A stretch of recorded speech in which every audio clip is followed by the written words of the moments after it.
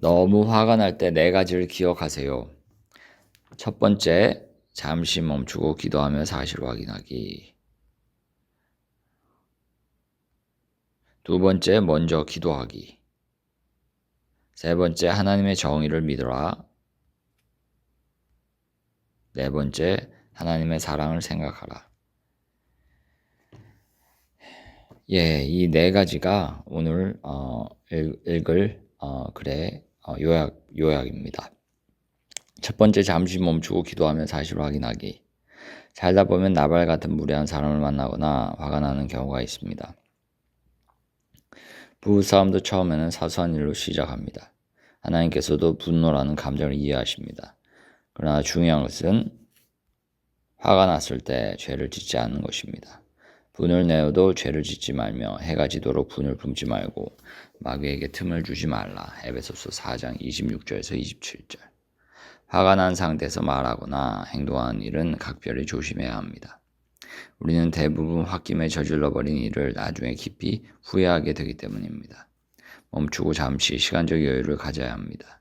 그리고 그때 우리가 꼭 해야 할 중요한 일이 사실 확인입니다. 내가 초등학교 고학년 때 잘 사는 집 아이가 귀중한 물건을 잃어버렸다고 울면서 선생님께 말씀드렸습니다. 그러자 선생님은 다짜고짜 우리 반 전체를 무릎 꿇게 하고 책상을 들게 하며 말했습니다. 훔쳐간 사람은 지금 자수해. 하지만 아무도 나오지 않았습니다. 그러자 선생님은 불같이 화를 내며 회초리 아이들을 때리고 1시간 넘게 기합을 주었습니다. 그런데 얼마 후에 그 아이의 어머니가 학교를 찾아와 아이가 집에 두고 온 것을 깜빡했던 것 같다. 정말 미안하다라고 했습니다. 선생님은 사실 확인도 하지 않은 채 죄 없는 아이들에게 불같은 분노를 쏟아낸 것입니다. 그 일은 거의 50여 년 전의 일이지만 나는 아직도 그날 교실의 공기와 아이들의 눈빛을 생생히 기억하고 있습니다. 화내기 전에 먼저 반드시 해야 할 것은 정확한 사실 확인입니다. 두 번째, 먼저 기도하기. 화날 때 가장 하기 힘든 것이 기도다. 마귀는 미움의 영이다. 그래서 누군가에 대한 분노와 미움이 있으면 마귀에게 눌리기 쉽고 그 영향으로 기도가 막히게 된다. 그렇기 때문에 역설적으로 억지로라도 그렇게 기도를 시작해야 한다. 잠시 홀로 방에 들어가 호흡을 가다듬고 성령님의 도움을 청하라. 기도할 수 있는 힘을 주실 것이다. 하나님, 너무 화가 납니다. 제 마음을 받으시고 다스려 주세요. 주님의 마음을 부으소서. 억지로라도 그렇게 기도를 시작해야 성령께서 분노의 불길을 진압해 주시고 우리 마음을 가라앉히도록 도와주신다. 세 번째, 하나님의 정의를 믿어라. 억울하게 욕을 먹고 부당한 대접을 받을 때 욱하지 않는 사람이 어디 있겠는가.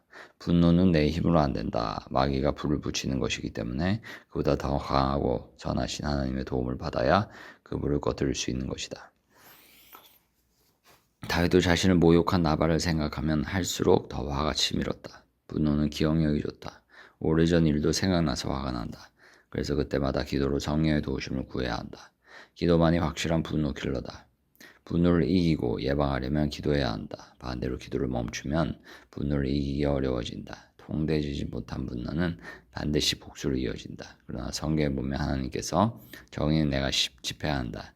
나의 때가 되면 심판 내가 확실하게 할 것이다 라는 말씀을 수없이 하신 것을 볼 수 있다. 스스로 명의가 해야 뒤끝이 없다. 정의도 하나님이 집행하셔야만 뒤끝이 없다. 화를 참지 못한 내가 섣불리 복수의 칼을 함부로 휘두르면 이스라엘과 하마스 전쟁처럼 끝이 없다. 정말 사악하고 못된 사람들은 언젠가 반드시 하나님의 손에 심판받을 것이다.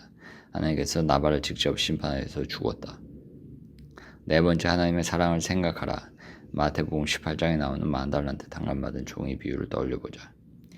그는 큰 빚을 탕감받았는데도 자신에게 100데나리온을 빚진 동료를 만나자 불같이 화를 내며 그를 옥에 가둬버렸다. 그 이중적인 모습, 사실 우리의 모습이기도 하다. 우리가 하나님께 얼마나 용서받았는지 생각해보라. 그리고 기도와 예배로 될 수 있는 대로 예수님과 함께하는 시간을 많이 가져보라. 그럴 때 하나님의 사랑이 우리의 가슴에 끊임없이 흘러들게 된다. 그리고 예수님처럼 선한 능력으로 승리한 인생을 살아가게 될 것이다. 오늘의 글을 보면서 제 마음에 든 생각은 부당한 대우를 받을 때 하나님의 정의를 생각하는 것입니다.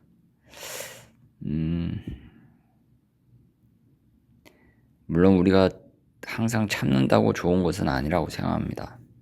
하지만 그때그때마다 주님의 음성을 듣고 그 상황에 대해서 바로 반응하는 것이 아니라 기다렸다가 주님께 기도하고 하나님께서 주시는 방향을 따라가는 것이 가장 그 상황을 해결하는 좋은 방법이라 믿습니다.